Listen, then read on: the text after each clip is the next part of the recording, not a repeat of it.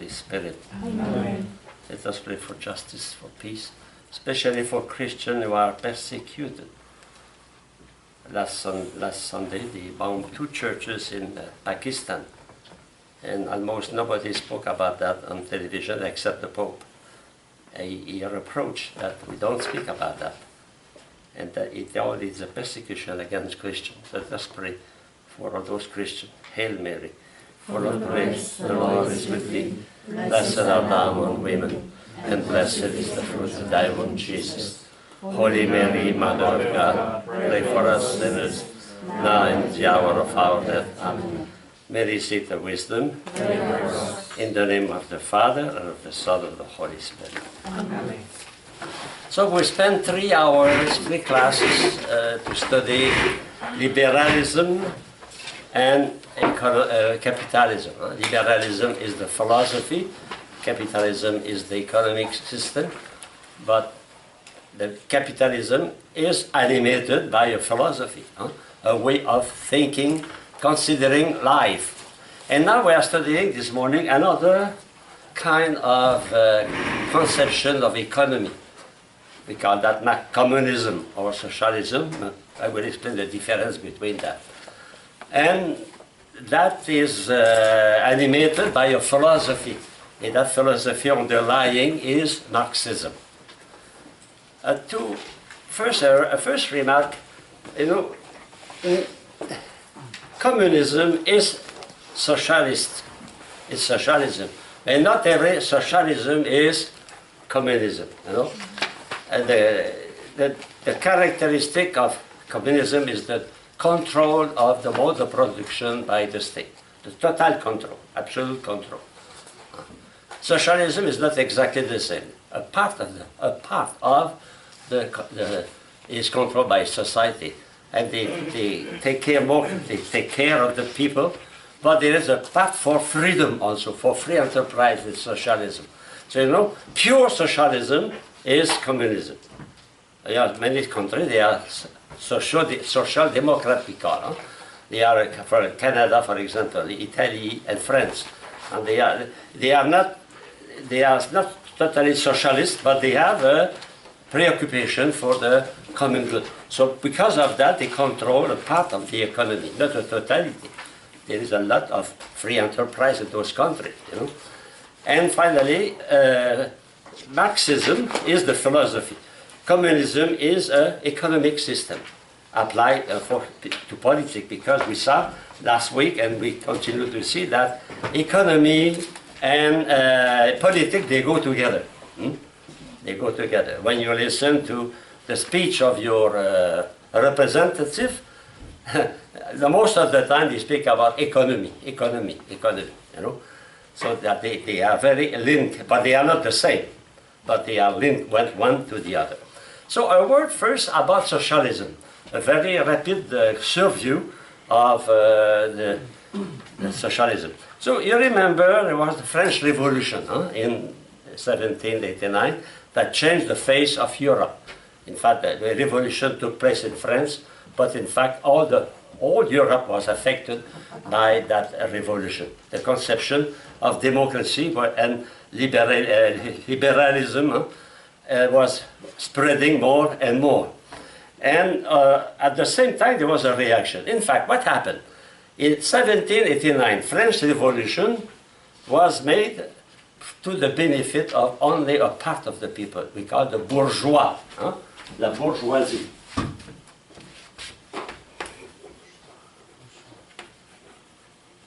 Bourgeois, burg is a little village, and those who live comfortably So those who are rich middle class, and those who are the bourgeois. In fact, those who took benefit of French Revolution was not the people. And they need 3 social revolution to attain some benefit. So in 1789 it was a revolution in favor of capitalism. In fact, it was the triumph of capitalism, because it was to liberate the economy from the limit put into place by Colbert. You remember Louis XIV, Colbertism. to control economy. So they wanted to get rid of that freedom of speech, freedom of economy. But the poor people, if you probably you read or you saw the play, the Misérable.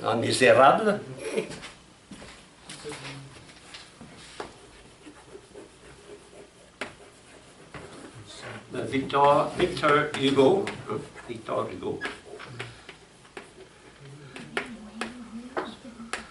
It was put in, it is a novel written at that time by Victor Hugo, describing the injustice of the people, in which the poor people was living, workers.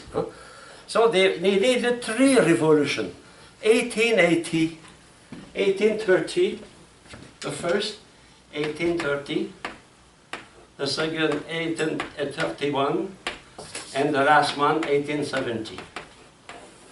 You know, to obtain some progress for the workers. So that is important. And if you understand that there was a situation of injustice, you have to read also Charles Dickens. Charles Dickens wrote, for example, Christmas Carol, David Copperfield. In those books, he describes the situation of the workers and their families. So, in fact, because of that situation of injustice, more and more developed a kind of social conscience. The people was more and more aware that we have to take care of those who have in difficult situation at the economic point of view. And little by little, socialism began to grow in France, to grow in England, to grow in Germany. Little by little, even here in the United States also. You know, it was not easy for the labor union to be approved. The Supreme Court at least 2 times denied the right of worker to create labor union. The Supreme Court of the United States. And the pretext was, if we create labor union, we suppress the freedom of worker. That is a fact, is historical fact. So socialism is a reaction against the abuses of capitalism. And the pendulum, action, reaction. So there were abuses, children work in mines, they were working from the age of 5, 6. And they were working for 10, or sometimes 10, 12 hours a day without going to school, only working.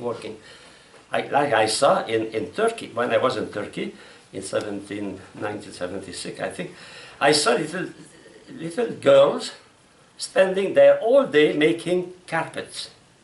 Because those carpets, to be made, must require little finger. I saw those girls, they were making carpet the whole day. You know? So imagine what the situation of the children in Great Britain, in France, working, and they were not allowed, they were not able to go to school. So workers are not organized, and they are exploited, and little by little, there is a reaction. And that is the beginning of socialism, as a philosophy, as an economic system also. And there was, during the 19th century and the 20th century, socialism was very, very important in many countries. Many countries. And Marx lived at that time. Marx was born in 1818. So he was born just before that revolution. He was witness of what was happening in his country, Germany. In fact, he was the son of a rich man. He was an attorney. He was a Jew, but he was a Protestant, Lutheran, because to have a function in the government at that time, you must be a Protestant in Prussia. So he was.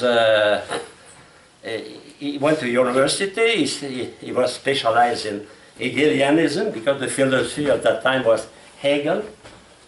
But he reacted. Even if it was a rich family, he was was conscious that there was injustice. That is a characteristic of Marx. You know, Marx is not, for me, he's not a bad guy. I will say he's a saint atheist. A saint atheist. In fact, all his life he worked for social justice. All his life he sacrificed many things to help the worker to attain justice. He was not, even he was a Jew, he was not really a believer, but he was always preoccupied by that. So he would be able to teach in university, but his ideas of social justice did not match with the idea of the time. And he preferred to become a journalist. So a journalist to the important newspaper in Cologne, and of course writing articles on social justice and helping the worker to create labor union. He was kicked out of Germany and he went to France. He was perfect bilingual. He spoke many languages, English, French, German, fluently. So he went to Paris, and he was affiliated with socialists in Paris, in France. But after a certain time, the minister, Guizot, kicked him out. So he went to Belgium. After a few months, he was kicked out. Finally, he went to England, Great Britain, the core, the heart of capitalism. And he was welcomed by an industrial called Engels. That is very interesting. Engels. E-N-G-L-E-S. Engels was a capitalist. And he welcomed, he helped, he sustained all his life Karl Marx. Like a contradiction, you know? A capitalist sustaining Karl. Not only he sustained Karl Marx, but they wrote together one of the famous books. I think after the Bible, probably that book has the most important influence in the world. It is the Communist Manifesto. That is the Bible for the communists. And if you have a communist, you must read that first. That book is probably, after the Bible, it was the most, in the Quran, the most published book. Because when you see China, Russia in the past, all that, the half of the humanity was under communist regime, so they have to read. Maybe you read the manifesto? Never? No. Okay, the Communist Manifesto was written by Karl Marx and Engels. Engels, a capitalist, but he was like many French, we'll see that in a few minutes, you know, they were not totally, their heart was not like stone, and they were also human beings. And they saw that the situation for their employee was not very good. So Engels tried to improve the situation of his own workers. And he worked to establish a kind of social justice. And in fact, he inspired a little bit also Karl Marx. And Karl Marx inspired Engels. During his stay in England, Marx studied economy. You know, if we want to fight an enemy, you must know your enemy. The problem of terrorism today, we don't know who are terrorists.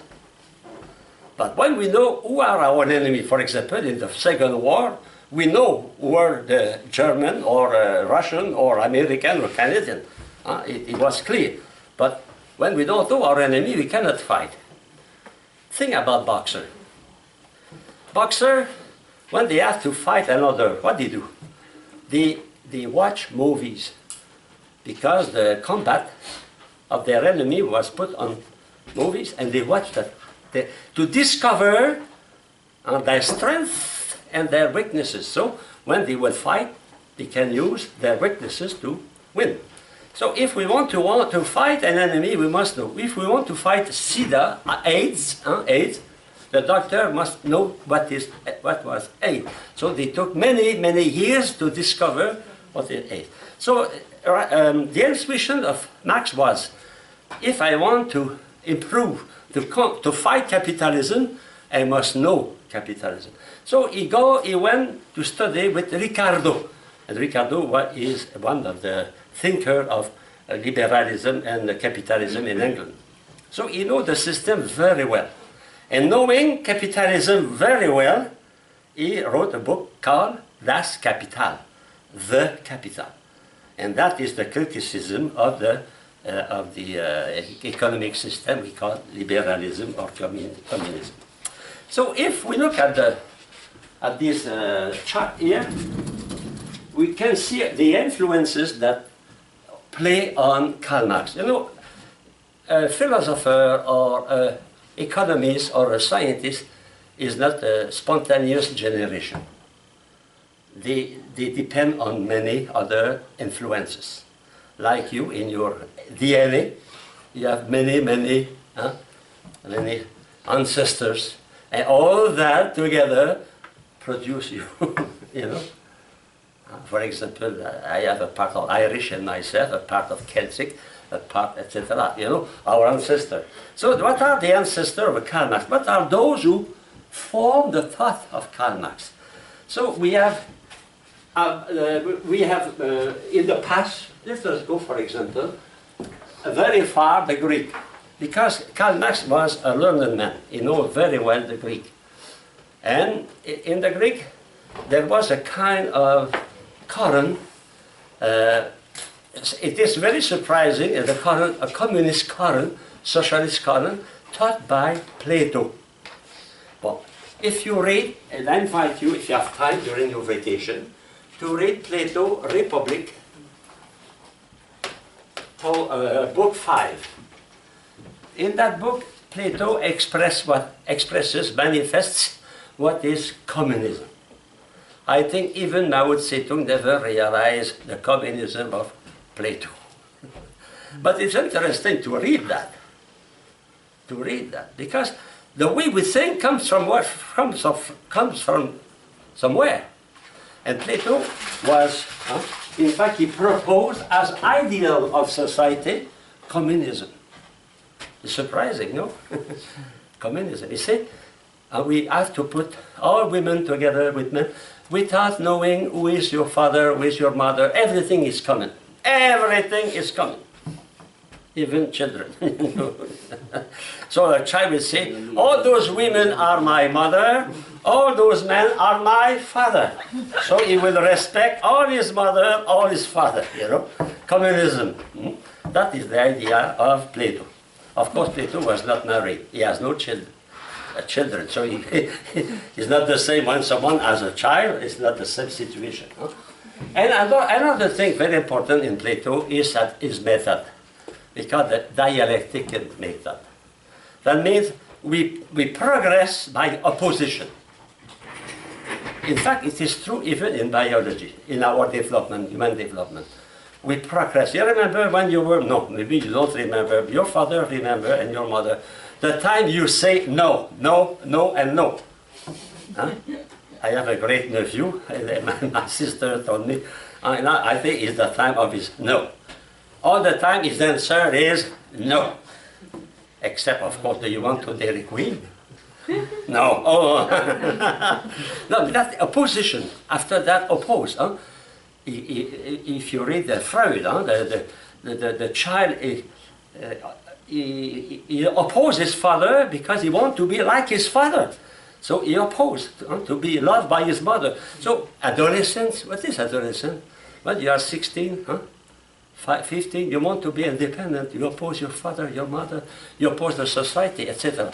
So we grow by opposition, by effort.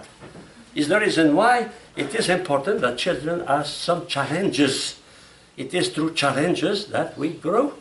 If everything is easy, we don't grow psychologically. We grow physically, but we don't have our personality. So it's the same. So truth is through opposition. And if you read the dialogues of Plato, it's always like that. Huh? Socrates says something, and another says the opposition, and Socrates continue all the time like that. Huh? Thesis, antithesis, synthesis. Thesis, antithesis, synthesis.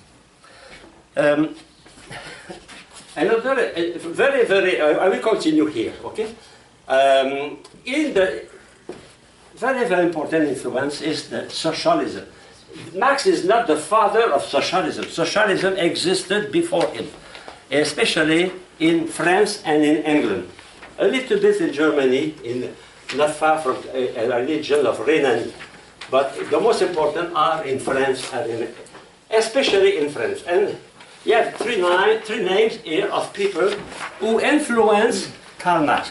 Because Karl Marx lived in France, he met those people, and those people wanted to help the worker to have a better situation, a better salary, better condition of life. And to do that, then we have to take money from somewhere. So we have to control more and more the economy. Otherwise, the rich become richer and the poor poorer. So that kind of philosophy was applied by those people. It was a little bit utopia, but in fact they tried to create what we call Phalanster. The phalanx, is a kind of kibbutz. You know what is kibbutz? The kibbutz there was a communities in Israel where the people meet together and they live together and they produce together. Everything is in common. I visited that with a seminarian here, and you know, they have a great refectory. Everybody eat in the same refectory, and the children they have the same place to live. They live with their parents a few hours a day, and they work for the same. For example, someone are specialized in agriculture, others are specialized in electronic, others are specialized, and they work together. They put their money. In fact, it's a kind of religious life, but they are not religious. They are socialists. But that is a reality. Now they are diminishing because the children like to be free to go to Tel Aviv instead of staying in the country. Yes, brother. Did you say Hutterites? What was the community? Kibbutz. Oh, kibbutz. Kibbutz. Because in South Dakota we have colonies called Hutterite colonies. They have the same thing. Same thing. That existed in the United States because they were exported, and someone they came and he did that. And Doro today is a little bit in that orientation, but not totally. But that existed in France. And recently I saw on PBS a program. It was about that in France. It is a big businessman who created a village, a complete village for his employees. And that village still exists today. Beautiful houses, people. It was for his employees, you know. It was that kind of socialism, you know. But Marx did not accept that. He said that socialism is not based on something solid. It's based more on emotion. We should have a scientific socialism. And that is important. For Marx, economy is a science, and the way we run the society is a science, is scientific. When I was in Cameroon, we received some students from Congo-Brazza. You know, Congo, there is two Congo. Congo-Zaire from Belgium and Congo-Brazza. And Congo-Brazza was conquered by communists. So they became communists. And I received some seminarians from that country. And when I gave them some paper to write, I was surprised to see continually about every 2, 3, 4 lines, I found the word scientific.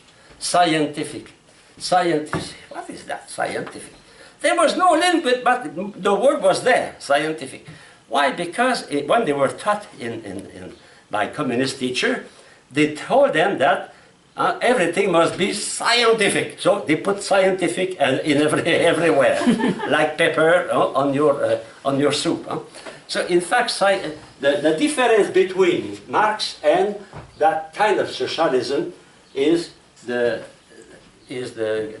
conception of socialism as a science.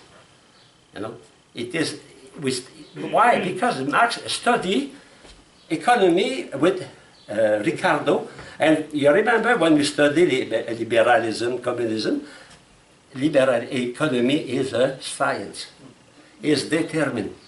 So here, you don't run the society according to your good good disposition, your good heart, you must run the society according to science, you know, something determined. Like it is exactly the same teaching as the capitalist, liberalism. You remember, no religion, no philosophy, nothing, because that is science, it's determined. So that is the difference. And in England you have Owen, he was the same kind of people here. He wanted to create a good environment, a good situation for workers. But all those efforts were made from a good heart, according to Marx. It was not solid, it was not scientific. So he will try to put something more rigorous. And that is the characteristic of Marxism. Marxism is like liberalism, a science. It must be obeyed to some laws, and we must know the laws of economy, the laws of society, etc. But that is the influence of socialism, great influence. He met them in England, he met them in France, he met them in Belgium, and even in Germany, somewhat. But another influence that is paradoxal, it is liberalism. The enemy of capitalism, it was influenced by liberalism through the teaching of economy. In fact, Marx takes from the liberal from England, Ricardo, George Stuart Mill, Jeremy Bentham, although he takes the essential of economy, so the laws of economy, as something determined, something fixed. They are laws, and we have to obey those laws. That is a part of, in fact, the scientific aspect of Karl Marx come from the liberal. In fact, he studied economy as a science. Economy is a science. And also, sociology is a science. And Karl Marx will insist on the knowledge of the people. And for Marxists, sociology is very, very important. Because if you want to dominate, to control something, you must know. You must know the society, you must know the mechanism of society, etc. So the English have influence, socialists in England have influence, socialists in France has influence, even the liberal economy has influence on Marx. Another influence is on the side of materialism. That side comes very far. You know, I told you, as you said, you know Greek history, you study history, with Father Callahan maybe, or you will study history. We cannot study philosophy without studying the Greek. That thing is, for me, if you study philosophy without studying the Greek, your formation is very incomplete. Because our thought comes from the Greek, a large part. So among the Greek we have the Democritus and the atomists. They were materialists. Among the Greek there are not a lot of materialists, but there was someone who were materialists, Democritus. Everything is made with atoms, and there is no freedom. Everything arrives at random and make a car with those atoms with a little hook. You have a rat, a mouse, etc. So that is the theory of atomism. And applied to daily life, it is the Epicureanism. And that is the philosophy of our society. Epicureanism or hedonism.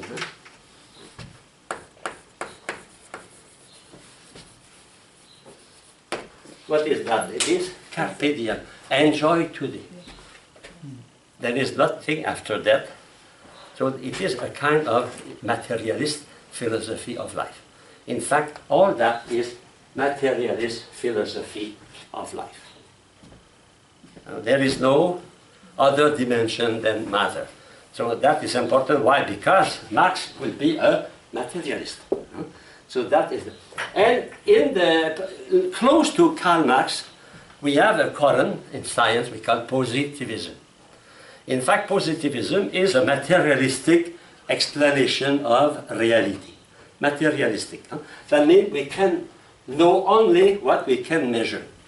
And what we cannot measure does not exist, has no value. That was very important.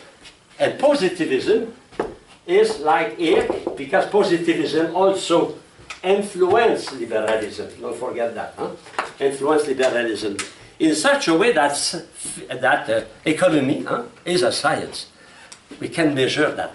The fact can be measured, and we have to follow the law of the economy. And that positivism applied to evolution, because Karl Marx lived at the time of Darwin.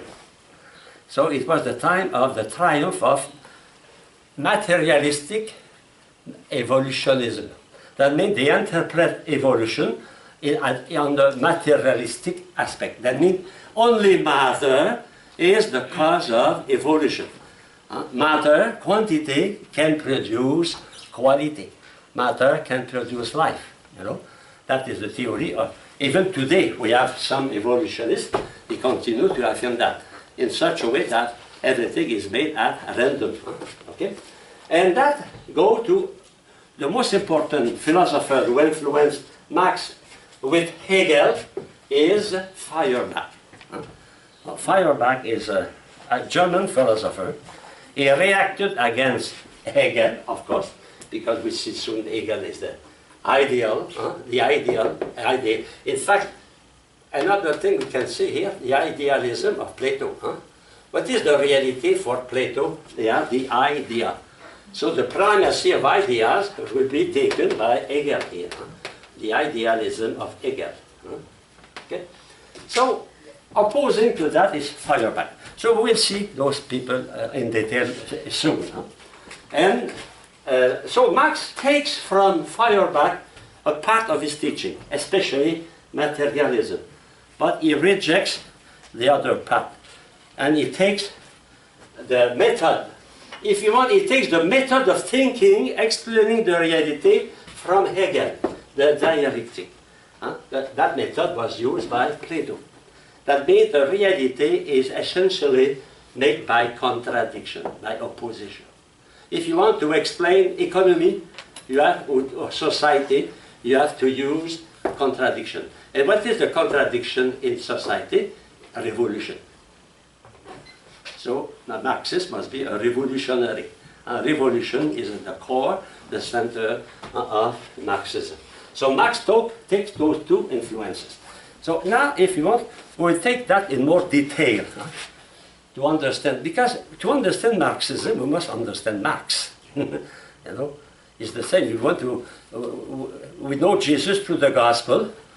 We know Marx through all the influence who act on him. So here we spoke about. We call sometimes the utopic socialism. Utopic socialism for Karl Marx. It was utopic because there was no scientific foundation. When you obey your heart or your conscience, that is only feeling, it's not scientific. Okay? Fourier, I spoke about that. Fourier. Fourier, well, the idea from socialists are the idea of cooperative. The creation of cooperative. That means the worker together. Capitalism, what is that? It is the rich people, they put their money together. Cooperative, it is the worker who put their effort and their money and their capacity together. Cooperative. So in fact, the idea of cooperative in countries like we have that even in the United States, for example, Costco. The store Costco is a cooperative. Is a cooperative of buying. They buy. The people together. They put their money to buy something, and they can control the prices. You know, you go to Costco. In fact, Costco is not a capitalistic a reality. It's a socialist reality. Of course, they never say that because people will be afraid to go to a socialist store. But in fact, it is a socialist store. In the idea of those guys, cooperation, cooperative, okay? So in those, the idea of common to those people is that the wealth must be divided. The wealth must not go only to a few one. So we have to divide the wealth. That means the wealth must go to the rich or called the capitalist. The honor must go to the worker. So we have to have some mechanism to control the money. That is come from the government. So a socialist government will try to control the wealth of the rich. Because why? Because the rich are rich because the poor work for them. You know, if I put my money in a safe, my money will not produce money. Why my money produces something? Because my money makes people work. And because the worker works, I make money as a capitalist. So it's normal that the benefit of the capital be spread among the worker. And we do that through control of government. We call income tax. Income tax is control, so the rich can share with the workers, because the workers, in fact, are those who make their money produce. Money is not like a seed of corn. You put corn in the corn will produce corn. Put your money produce nothing. The factor producing money, making money produce money, is the worker. So therefore, according to those people, the government must have a control on the wealth of the rich. And that control is not to suppress the rich. It's stupid. It is to oblige the rich to share with the poor. Because the poor work for them. And secondly, it's good for the rich. Why? Because if the poor have more money, what they will do? They will buy. They will consume. Because economy is based on production and consumption. If nobody buy, what happened? What happened in 1948 in India? When Gandhi said to the people, stop buying British product. And the whole nation stopped. What happened to the British capitalists? They left the country. They left the country because there is no consuming. So it's important. One man in the United States understood that very well. It's Henry Ford. Henry Ford, contrary to the other company, gave a very good salary to his employees. And in fact, he had a big problem with other companies because they were furious to see Ford give sometimes a very good salary and the other tried to give the minimum. But Ford was not stupid. He said, if I give a good salary to my worker, they will buy car. In fact, they bought car. You know? So that is a socialist idea. It's not a capitalist idea. You know? So not every socialist idea is bad. Okay? And, okay. So go now to Proudhon. I spoke about that. So 3 revolutions, 3 times the worker in France, for example, and also in England, it was not like that, but there was a lot of problem, a fight, a strike, etc. Finally, to obtain some justice. For example, to go to school. It is, in France, imagine there are 3 revolutions. It is only in 1881 that school became obligatory. And only 3 years. Just enough to read, to write, and to reckon, to calculate. Long time, imagine. More than 100 years after French Revolution. Think about that. Sometimes we say, oh, everybody go to school. But it is very recent in the history. Very recent. In England, the same, very recent. Before that date, the children work in shops. They work with, it was a big problem also because sometimes you have little girls working with old people, and promiscuity is a lot of physical, a lot of moral problem also, you know. So that took 102 years after French Revolution to have obligatory education in school and free education for people. 3 years, only 3 years. After that, the 6 years, and little by little they progress. But it's why they obtained that? Why? Because they found. Capitalism does not give spontaneously. We have to force. And that is the role of socialism. You know? In many countries, for example, the majority of countries in Europe, they have a socialist party. And that socialist party say, hey, practice justice. You know? Sometimes they are elected, sometimes they are not. It's not communism. It is a social conscience that the rich must share with the poor. For example, Mitt Romney, you know, who presented as President of the United States 6 years ago, he said we should fix the same amount of money for income tax. He proposed 15%. In fact, he said, he was asked, what part of your benefit do you pay in taxes? He said 15%. Okay, think about Bill Gates. Suppose Bill Gates is obliged to pay 15% of his revenue. Of course, it is huge. But the poor women washing the floor in the airport of LaGuardia in New York, to pay 15% of his little salary is huge also. You understand that? So, you know, if a rich man pays 15%, he has 85% in his pocket. The poor woman with 3 children, she pays $15 or $100, and she has just enough to eat and make her children eat, no more. You understand? The idea of socialism is here. So the income tax must not be, according to them, the same for everyone. It must be distributed according to the capacity of those who can.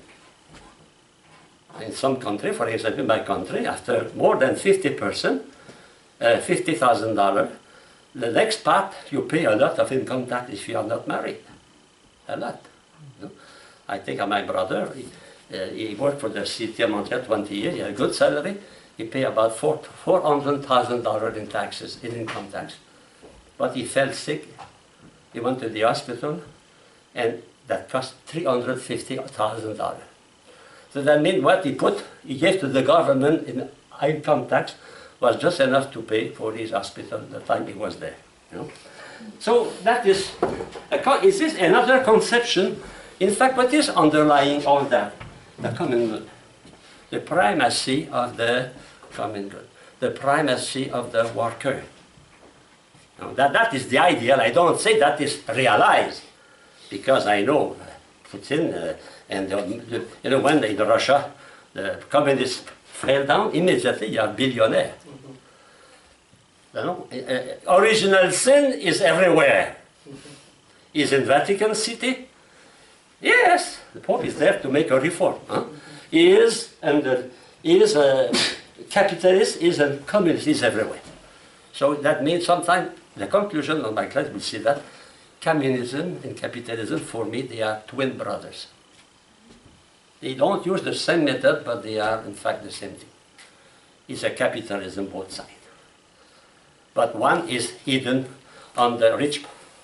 It is with the rich, and the other it is with the member of the Communist Party. It's the same thing.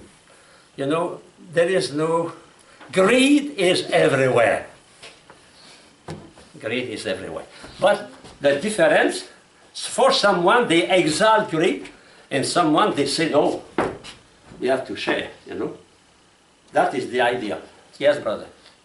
Father, how can you make the difference between the utopian vision of St. Thomas More and, you know, communists? They say the same thing as well. Yeah. Everyone living in the, you know, a society with common good, and no one, you know, got to work. Or St. Thomas More said the same thing. Where St. Thomas More took where did he take that idea? In the Act of the Apostles, Right. chapter 4.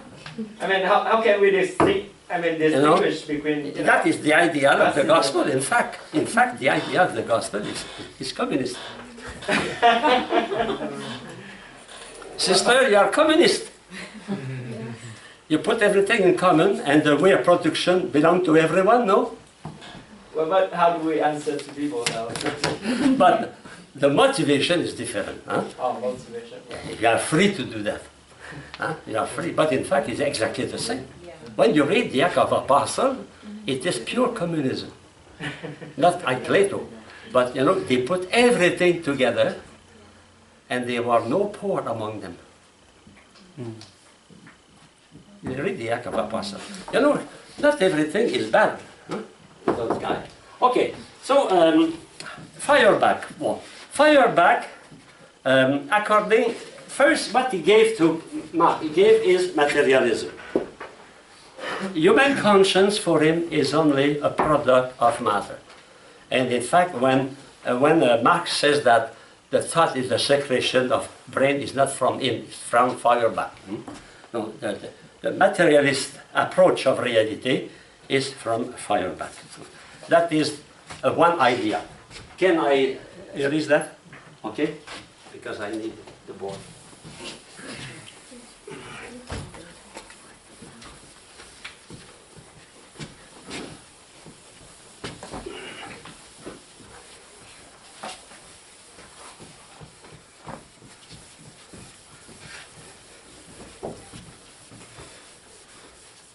So the first idea, Feuerbach, materialism. Everything is matter. Huh? I remember my student came to me when I was teaching cosmology. He would take with the book Cosmology. Say, what do you think about that? I read the first number 1. There is only one reality, matter. So I said that is Marxist. And I went to the editor, it was a Marxist edition. The second is the idea of alienation. Well, that idea is coming from the fact that, according to Feuerbach, men project in a God, he creates a God, because he cannot settle his problem on earth. So he say, my God, settle, I give you my problem. Try to put something in order in my life, you know. So they create God. Man creating God become alien to himself. Alien. You see what the alien? Those who have no paper in the United States, they are alien. Huh? Alien from another planet. Huh? Stranger, you know. So man, when he believe the one, in fact he is creating God. And he become a stranger to his own reality. And Marx will apply that. He said the worker, when he works, a part of his work is not coming to him. It's going to the boss. So the part going to the capitalist is alienated, become a stranger to him. Another point is atheism. They go together, of course. Huh? So because men create a God, God does not exist. Or God exists only in the mind of man. It's not a reality, it's a pure being of reason. You understand that, huh? So the atheism is coming from, because Marx is atheist. It's not coming from his Jewish origin, be sure. Huh? It's coming from those influence on, and in fact Feuerbach opposed Hegel, because Hegel as God exists, but God is the totality of the thought, of thinking. Okay? So and because of that kind of atheism, everything should be explained through matter. Matter explains everything. So man becomes a stranger to himself because he takes his refuge in God, and he creates a God. Therefore, God does not exist. It's a pure dream. That is from Feuerbach, not from Hegel. From Hegel, the first thing Marx will borrow is dialectic. Method. The dialectical method. In fact, what is Marxism? It is dialectical materialism or materialistic dialectic. The two constituents of the theory of Marx are here: materialism and dialectic. And he will explain everything with that. That is interesting to see. Even the thought of Marx is made by contradiction. He takes the idea of two opposite philosophers and he thesis, interesting, huh? Thesis, Feuerbach, antithesis, Hegel, synthesis, Marx. It's very interesting for me. I don't know if it's interesting for you. But you know, is the product of two things completely opposed. But he took from Feuerbach those ideas, but he put aside his interpretation of science. And he takes here the method of explaining the reality through opposition, through contradiction. That is the first thing. But among that here, when we speak about that, what he takes, secondly, primacy of history.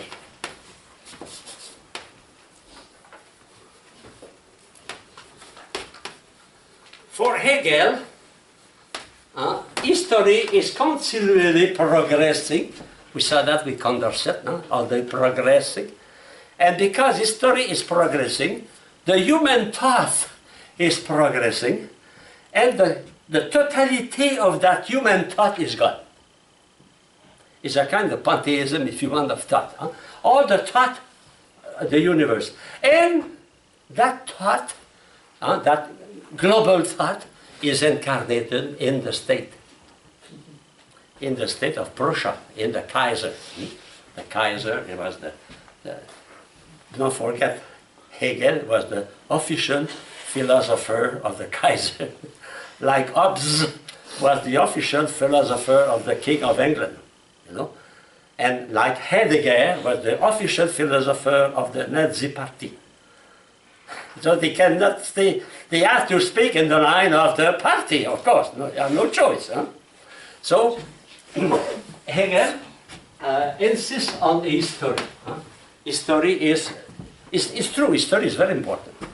One of the weaknesses of the system in North America is we put aside now history in teaching, no more. A minimum of history. How we can know who we are if we don't know our roots? It's a big, big mistake, big mistake. Big mistake. History is not a waste of time. To study the history, it is to study who I am. You know, Marx here, I know Marx because of the history. Marx is not a spontaneous product. He comes from us. Each of us, we are not a spontaneous product. I am not a spontaneous product. If I am what I am, it is because my father, my mother, my grandfather, my grandmother, that priest, that teacher, etc. And sometimes I can say, if I can do that because of that teacher or that person, you know. So history. Secondly, Marxists insist a lot but history, be careful, will be explained in a dialectic way. History will be explained not continually, in continuity, but will explain by contradiction. In those contradictions, it is a revolution. A revolution. So progress, the progression through resolve contradiction. A contradiction. But what is the meaning of that? The meaning of that, I mean, the progress in society is realized through resolved contradiction, that means through revolution. For Karl Marx, the contradiction are revolution. He explained everything through revolution. Another point of dialectic he takes from Hegel is the reciprocal action of everything. Reciprocal action.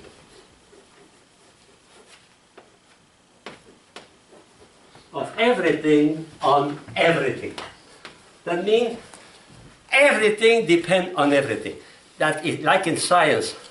In fact, here is an aspect of reciprocal. Acting. Action. Reciprocal action of everything on everything. That means to explain things, everything is linked with everything, like a web. You take a web of the thing. That means it is a kind of determinism. Here, it is the foundation of determinism.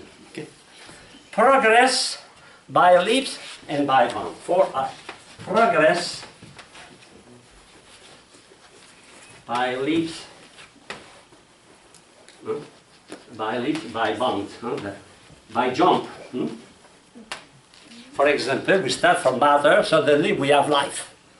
So that is the idea taken also by the evolution. Evolution is by leap, by bound, by jump. Okay?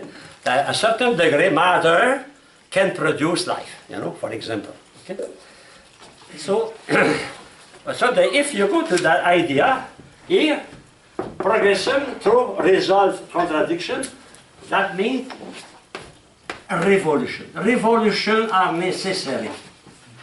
There is no progress through transformation is not enough.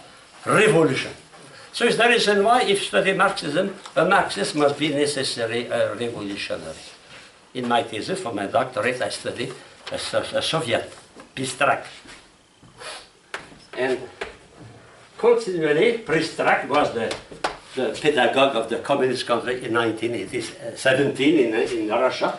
He said, what the goal of education is to form a revolutionary. Because change cannot change. There is no progress without revolution. So you understand why a revolution is necessary. If there is no revolution, you have to provoke a revolution. Because there is no change without violence. That you understand why we have so many violence and so many revolutions in that system around the world. Now, some idea now to summarize Marxism. First idea, it is the economic determinism.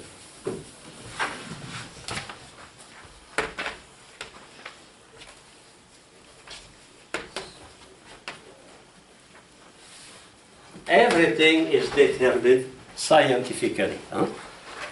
So the main motive for them, the main motive of human action is economy. We are determined by economy. In fact, economy explains everything.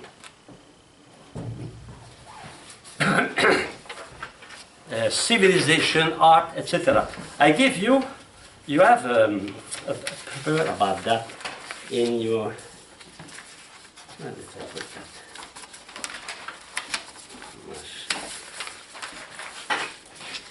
Oh, I can find it. You know, it is the, you have that in your, you know, the superstructure, yes. Can you put that in? Yes, it is on the other side. Yeah, the other side. Okay, can you follow your sister? Okay. You know, economy explains everything. So the society is explained through economy. The foundation of ideas, artistic, religious, philosophical ideas, all that comes from economy. We call that the superstructure. So the superstructure is based on the infrastructure. And the infrastructure of everything in society is economy. Economy is matter, don't forget. Huh? Economy is determined. Huh? Okay.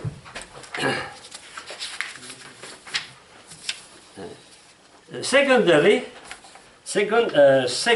idea is the class struggle. History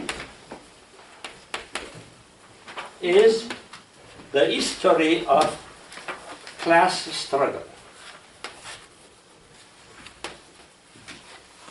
So you cannot explain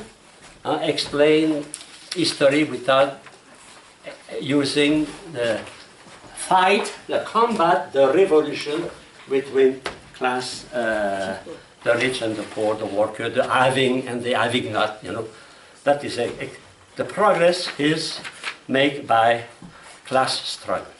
So if you hear the manifesto, Communist Manifesto, all the time Karl Marx insists on that. Huh? The passage from that system to another system was made only through struggle, through fight. Every change in society is the result of fight, combat, and to arrive finally to a proletariat. And take another paper I give you. Another idea is the super value. You have that in a... Can you give that to your sister? I have that somewhere. Yes, I have that. The super value. Well, that is another idea, very important in Marxism. That means, if you look at that here, when a worker produces something, the thing he produces, for example, that value is $200. It can be a table, for example. Huh?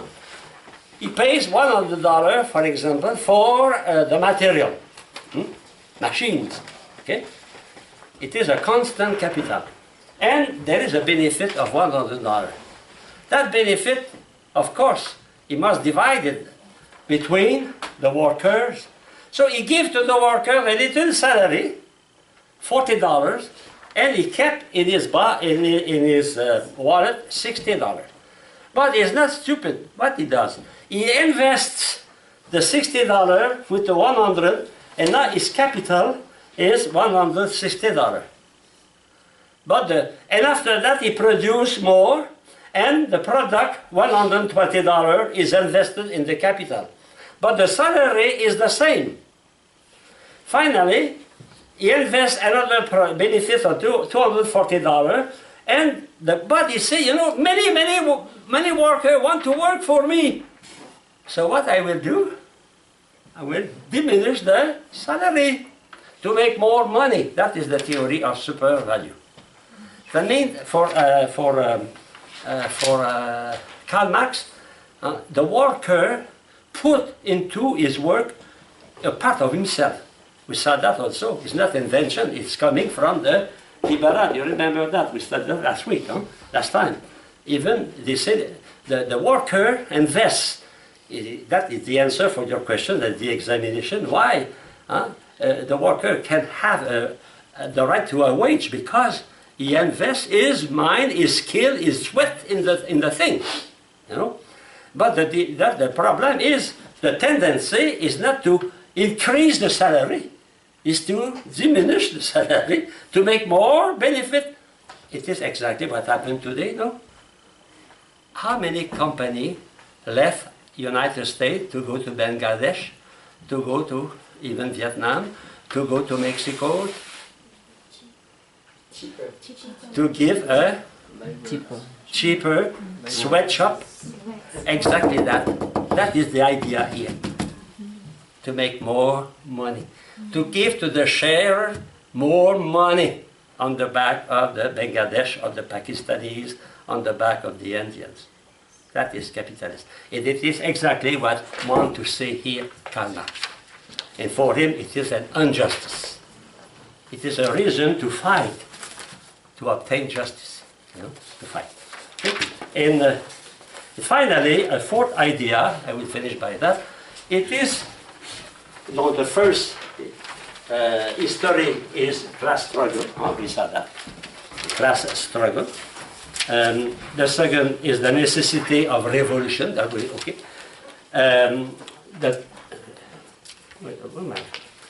Okay, so the fourth one is, you know, scientific. You remember that? Scientific. So we must know the society scientifically. And to know the society scientifically, it is sociology. So the extreme importance for him of sociology. And economy also. Even himself, Marx studied economy as a science, and sociology is very important. It is to study the socio-economic consequences of the abuse of capitalism. In fact, it is true. We must know sociology. I think we cannot have complete formation if we don't have a class of sociology. Because, of course, we know philosophy of man, okay. We know society in general, but sociology is not philosophy. Sociology is the study of the society from a scientific point of view, based on statistics, on mathematics, on observation. And sometimes we forget that. I think, for me, a class of sociology is necessary in a major seminary. It's necessary. We must know John to teach John. We must know the society if we want to preach the gospel. And that is important. We have a class of sociology, but I don't think it is this obligatory, unfortunately. It is very, very important to understand. And a bishop, for example, now in many dioceses, what they are doing, they are merging parishes. But that merging is based on sociology. They make inquiry, they study the society, where you go to mass, etc. And finally, they arrive to know what is the kind of people living in the diocese of Norwich. And that kind of people in Norwich is not the same as the diocese of Hartford. We must know that, and we should have a specialist in that to know the population. You know, the big company who want to sell soap, to sell products, they know sociology. They know the people. They have specialists, they make inquiry, a survey, and they try to understand that. So Marx is very, very important. Because if you study the society, you will see the injustices in the society. And because you see the injustice, you will become a revolutionary and you will fight for justice. So sociology is a part of Marxism, necessary. That means you have to know not only the theory of Karl Marx, but you have to know also the society, the mechanism of society. So it is through the observation of society that we see the social injustice. We see that a lot, for example, that 1% of people control 90% of the economy of a country. It is through sociology, economy and sociology. So it is something important. Okay, so we have a very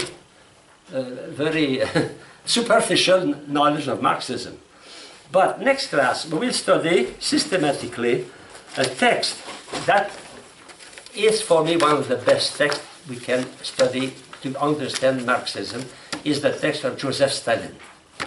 Now, probably Joseph Stalin never wrote that text. But that text is, of course, there is a part about history of Russia, you can skip that.